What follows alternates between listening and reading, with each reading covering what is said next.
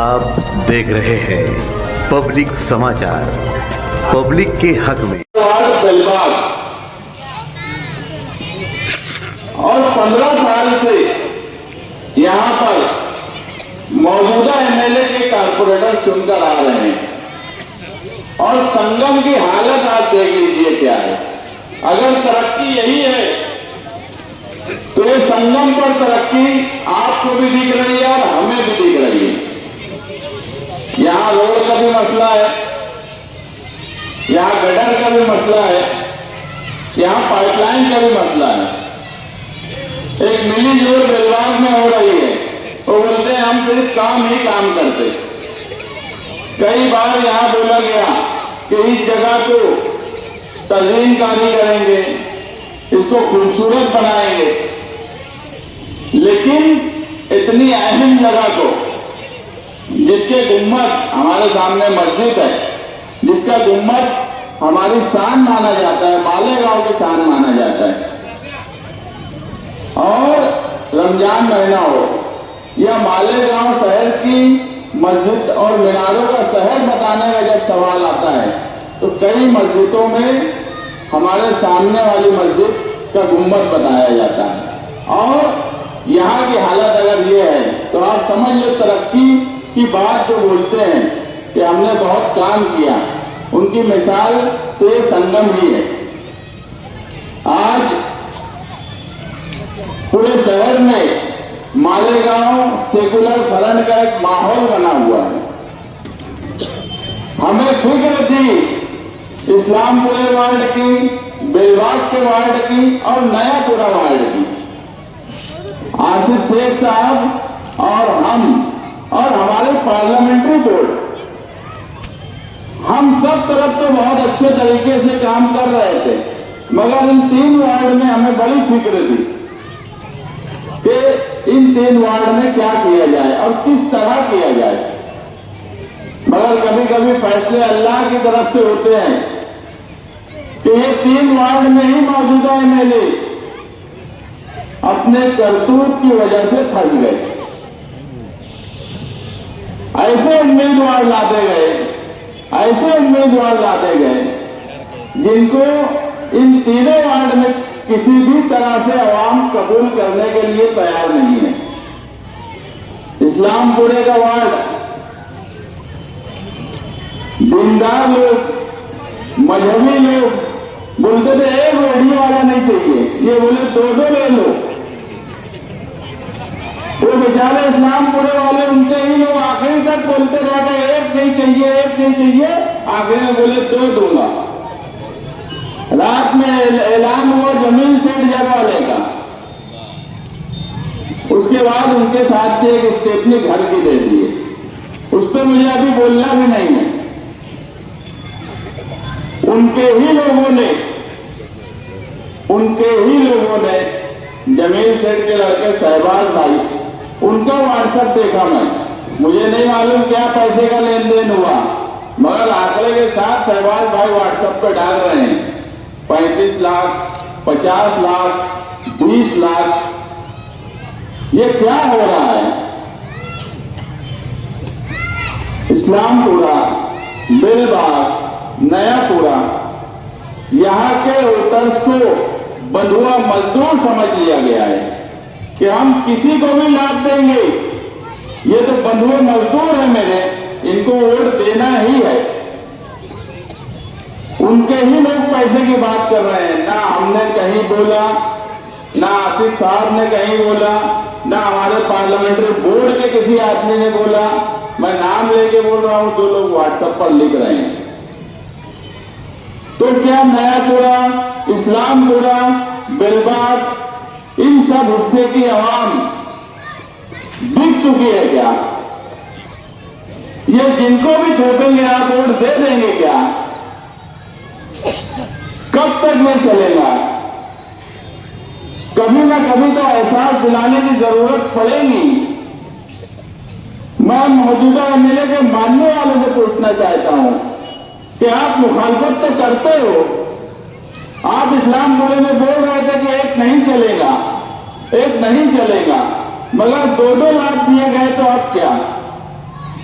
अगर इस मर्तबा भी आंख नहीं खुली, इस मर्तबा भी आपने 15 जनवरी को सही फैसला नहीं किया, तो यही बात मानी जाएगी कि वो किसी को भी दे, पैसे का लेन देन हुआ नहीं हुआ उनके लोग बोल रहे हैं, हमें कुछ नहीं मालूम क्या हुआ, क्योंकि हम तो उनके साथ है नहीं कि हमको पता होगा।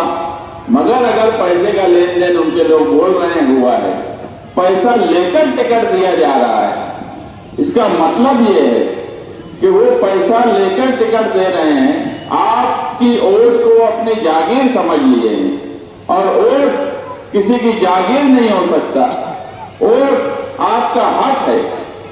इस इलेक्शन में आप अपना हक मुआवजा करिए। हमारे 18 नंबर के उम्मीदवारों का सामने के उम्मीदवारों से मुआवजा करिए। आप भूल जाइए कि वो किस पार्टी से हैं, आप सिर्फ उम्मीदवारों का मुआवजा कर लीजिए। कारपोरेशन का इलेक्शन है, असेंबली और पार्लियामेंट तो नहीं है ना।